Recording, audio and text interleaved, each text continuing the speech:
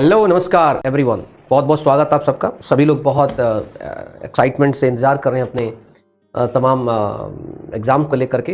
तो आप सभी का बहुत बहुत स्वागत, बहुत ढेर सारा स्वागत। सबसे पहले बता दूं कि एमपीपीएससी के मैंने आप सबको बताया था कि एमपीपीएससी का 14 तारीख से आप लोगों का होगा। अभी 2-3 दिन पहले वीडियो मैंने बनाई थी, तो उसका एडमिट कार्ड आ चुका, सभी लोग उसको डाउनलोड भी कर लेंगे। वेबसाइट पर आ चुका है, तमाम चीज़ें हैं, काफ़ी इंपॉर्टेंट है। अच्छा, एक और ख़ास मुद्दा आप सभी के लिए, अब है हमारा फॉरेस्ट गार्ड का एडमिट कार्ड। ठीक है, 22 तारीख से इसके पेपर हैं जो, तो फॉरेस्ट गार्ड का है आपका, जेल प्रहरी का है आपका, और डिप्टी जेलर का है आपका। ये एक बहुत महत्वपूर्ण है। देखो, सबसे पहले मैं आप सबको बता दूं कि जितने भी आप लोग हैं, जितने भी लोग मुझे देख रहे हैं, जो बाद में देखेंगे, सभी लोग एक बात को बहुत अच्छे दिमाग में रखें कि जो हमारा, जब भी हम कोई किसी भी एग्जाम की जो प्रिपरेशन कर रहे होते हैं, तो सिर्फ एडमिट कार्ड आने मात्र से हमारा सिलेक्शन नहीं हो जाता है, बल्कि उसके बाद या उसके पहले हमारी तैयारी अच्छी होनी चाहिए।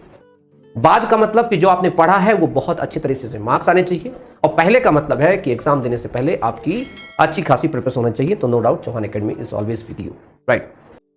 सबसे पहला दिमाग में रखना है एमपीपीएससी एडमिट कार्ड भी डाउनलोड कर लीजिए, अपना अपना रिजर्वेशन करा लीजिए अगर आप लोगों का आसपास कहीं और दूर है तो, क्योंकि इसका एडमिट कार्ड आउट हो चुका है। ठीक है, पहला ये क्लियर हो गया हमारा। जो तमाम छात्र जो लगातार इंतजार कर रहे थे क्या है क्या नहीं है, तो ये आ चुका। अच्छा, एडमिट कार्ड रहा, तो इसका हम फॉरेस्ट गार्ड की बात कर लेते हैं और जेल प्रहरी की बात कर लेते हैं, थोड़ा सा चर्चा करेंगे। देखो, एम्प्लॉयमेंट सिलेक्शन की वेबसाइट को आपको देखते रहना है। ठीक है, एक चीज़ बहुत दिमाग में रखेंगे आप लोग कि इसमें जितने भी स्टूडेंट्स हैं जो भी इसकी तैयारी कर रहे हैं, फॉरेस्ट गार्ड की, डिप्टी जेलर की और जेल प्रहरी की, तो आपका एडमिट कार्ड 15 से 17 के बीच में आपका एडमिट कार्ड आ जाएगा। सबसे पहले सिटी तमाम चीज़ें आएंगी, मतलब मंडे इंतज़ार कर लीजिए आप। 15 के बाद से आपको 15-17 के बीच में आपका ये रिलीज़ कर ही कर देंगे। तो सबसे पहले आपका सिटी रिलीज़ करेंगे, और उसके बाद जो है आप लोगों का 3 दिन पहले, एग्ज़ाम के 3 दिन पहले एडमिट कार्ड आएगा। तो घबराने की आवश्यकता नहीं है कि सर मेरा नहीं आया या उसका आ गया, ऐसा कुछ नहीं है। सबसे पहले सिटी और डेट आपको आ जाएगी। इसका तो पूरा आ जाता है एमपीपीएससी का। इसका जो आपका फॉरेस्ट गार्ड का है और डिप्टी जेलर का, मेरे बच्चे, तो मतलब कल से आप लोग काउंटडाउन शुरू कर सकते हैं इसका। कल शाम तक, सुबह, कभी भी मतलब लोग रिलीज कर सकते हैं इसके बारे में। तो सबसे पहले दिमाग रखना हमें कि सबसे पहला जो पेपर वो लोग कराने वाले हैं, ये जो अनुमान है, वो स्टार्टिंग पेपर डीजे का ही करवाएंगे, डिप्टी जेलर का पेपर करवाएंगे। और डिप्टी जेलर का पेपर अलग से पेपर रखा जाएगा, क्योंकि उसका स्तर स्नातक स्तर का है, और जो जेल प्रहरी का जो स्तर है और फॉरेस्ट गार्ड का स्तर और क्षेत्र रक्षक स्तर जो है, इसका अलग स्तर है। तो जिन लोगों ने इन दोनों का फॉर्म भरा होगा तो उनके 2 पेपर हो जाएंगे। जिन लोगों ने नहीं भरा होगा, जैसे जिनके पास सिर्फ 12th पास है या 10th पास है, वो सिर्फ एक ही पेपर देंगे। लेकिन जो डिप्टी जेलर का पेपर देने जा रहे होंगे, वो ध्यान रखिएगा आप लोग कि आप लोगों को 2 पेपर होगा। 2 पेपर मतलब डिप्टी जेलर का पेपर अलग है, और फॉरेस्ट गार्ड भी अगर आपने भर रखा है तो उसका पेपर आपका अलग होगा। ये दिमाग में रखेंगे आप लोग। चलिए, पहला डाउट क्लियर आपका। अच्छा, कोई क्वेश्चन आप लोग क्वेश्चन पूछ जाइए, मेरे पास आपके सारे कमेंट्स हैं। ओके फाइन सर, 2 अलग अलग पेपर होंगे। हाँ, जैसे, अरे यार ये तो सिंपल सी बात है ना बेटे, कॉमन सी बात है ये। ठीक, अंडरस्टूड बात है कि अगर हमारा फॉरेस्ट गार्ड का है, जेल प्रहरी का है, क्षेत्र रक्षक का है, इसका पेपर एक ही होगा, कॉमन पेपर है, दैट इज 100 मार्क्स का। लेकिन अगर आपने डिप्टी जेलर का फॉर्म भरा होगा तो उसका तो एक अलग पेपर है, फॉर्म ही अलग भर पाएगा, तो उसका पेपर अलग होगा आपका 100 मार्क्स का। ठीक है, बस दोनों में अंतर ये रहेगा, वो जीके जीएससी आपको थोड़ा धुआं बजा देगी आपका। कई बार जब आप डीजे के क्वेश्चन देखेंगे तो थोड़ा डेप्थ में क्वेश्चन होंगे आपके, और कुछ नहीं। चलिए, सर जी सिटी से एग्जाम देना चाहते हैं, वैसा क्या नहीं आता, आप कारी के दिए थे सिटी चेंज कर। हाँ, ये एक्चुअली देखो क्या है, इन लोगों ने तो एक नया आप लोगों के साथ प्रयोग शुरू किया था सिटी चेंज करने का, और आप लोग उसको बर्दाश्त कर गए। मतलब मध्य प्रदेश का युवा बर्दाश्त कर गया, और रीवा के बच्चे को इन्होंने मंदसौर भेज दिया, मंदसौर के बच्चे को पन्ना भेज दिया, और खंडवा के बच्चे को इन्होंने सिंगरौली भेज दिया, सिंगरौली के बच्चे को उन्होंने जो है अलीराजपुर भेज दिया, और आप सभी लोग इसको बर्दाश्त कर गए, कोई विरोध नहीं किया किसी ने। तो देखो, सबसे पहले बता रहा हूँ, दुराचारी सरकारों का, अत्याचारी सरकारों का, और जो इसी प्रकार से बहुत सारे ऐसे बवंडर मचाने वाले विभाग होते हैं, वो सबसे पहले प्रयोग करते हैं छोटा सा, कि क्या कोई गलत अगर आपके साथ किया जाता है तो क्या आप उसे बर्दाश्त करते हैं, नहीं करते हैं। जब कोई आपको एक थप्पड़ मारता है पहले दिन, अगर आप उसे उस दिन रोक दें, टोक दें, उसका विरोध कर दें, तो अगले दिन आपको थप्पड़ नहीं मारेगा।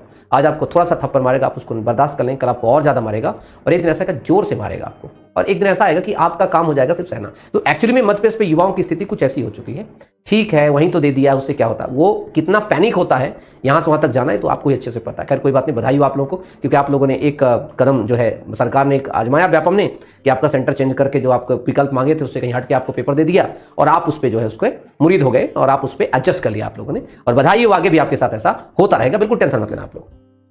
आइए सर, पटवाई रिजल्ट नेक्स्ट मंथ तक, पटवाई रिजल्ट जून, ठीक है, एक एक्सपेक्टेशन मान सकते हैं पटवाई रिजल्ट के लिए, जून के लिए इंतजार करिए आप।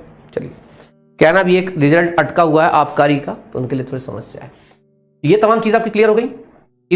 अच्छा, एक और चीज है एमपीपीएससी टैक्सेशन का। ये सच में एमपीपीएससी भी आजकल जो है थोड़ा सा व्यापम की ढर्रे पे चल पड़ा है। इसकी एक बार चर्चा करते बेटा, एमपीपीएससी के लिए मैं अलग से वीडियो बनाऊंगा टैक्सेशन असिस्टेंट के लिए। इन्होंने क्या किया है, फॉर्म भरवा रहे हैं, मतलब फॉर्म भरवाना शुरू हो गया, लेकिन अभी तक सिलेबस नहीं दिया।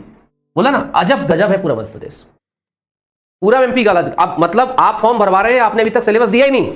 एमपीपीएससी जैसी संस्था जब इस प्रकार की चीजें करती है तो फिर हम जैसे शिक्षकों को बोलना पड़ता है, क्योंकि अगर हम भी नहीं बोल, मैं भी नहीं बोलूं तो मुझे लगता है कि निरीह जनता हो जाएगी बेचारी परेशान बिल्कुल।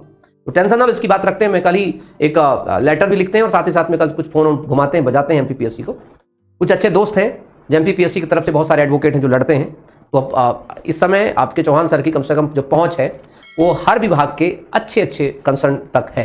इसका मतलब ये है कि हम लोग जब कोर्ट में बैठते हैं तो बहुत सारे एडवोकेट्स जो होते हैं, सीधे उनके एडवोकेट्स हमसे, क्योंकि ज़्यादातर केस मैं ही करता हूँ, एमपीपीएससी हो गया, व्यापम के खिलाफ, तो सब जानने लगे बहुत अच्छे से। तो कोई भी चीज़ होती है इनपुट, तो आसानी से हमारी बात हो जाती है। हम भले कोर्ट में लड़ते हैं लेकिन चाय कॉफ़ी तो एक साथ ही पीते हैं, क्योंकि यहाँ तो आखिरकार एडवोकेट है ना। हमारा काम होता है अपने क्लाइंट के लिए अच्छा खासा लड़ना। मैं अपने स्टूडेंट्स के लड़ता हूँ और वो अपने व्यापम के लड़ता है, कोई एमपीपीएससी के लड़ता है, कोई विभाग के लड़ता है। बट हमारी गुडविल बहुत अच्छी होती है। तो मैं कुछ बात करता हूं इसके बारे में, एमपीपीएससी टैक्सेशन असिस्टेंट के 1-2 दिन में इसका सिलेबस में रिलीज कराने के लिए अपना प्रयास करता हूं बेटा, ठीक है। और बताइए, एक बात ध्यान रखना, चौहान एकेडमी एप्लीकेशन डाउनलोड करके जो फाउंडेशन कोर्स है उनमें अपने आप एनरोल कर लो, धीरे धीरे करके पढ़ते रहो। मैथ, इंग्लिश, जीके, ये जो मैं फाउंडेशन जीके पढ़ाते हैं हम लोग, जैसे हिस्ट्री, पॉलिटिकल साइंस, थोड़ा डेप्थ में पढ़ना, वो मैं बताऊंगा कब काम आएगी। और कोर्सेज के लिए एमपीएसआई का कोर्स, एमपीपीएससी का कोर्स, असिस्टेंट प्रोफेसर कोर्स, जो भी कोर्सेज चौहान एकेडमी विद्वान है और आप जिसकी भी तैयारी करना चाहते हैं उसको जरूर लीजिए, जरूर परचेस कीजिए। क्योंकि आपको पता है होना चाहिए कि मेरी एक कोशिश होती है कि जितना मेहनत करता हूं उस कंटेंट को बनाने में, ताकि आप तक एक अच्छा खासा कंटेंट पहुंचता रहे, आपका सपोर्ट मिलता रहता है, तो हम दोनों मिलकर चलते रहते हैं। साथ ही हाथ बढ़ाना, एक अकेला थक जाएगा, मिलकर चले फिर। Thank you.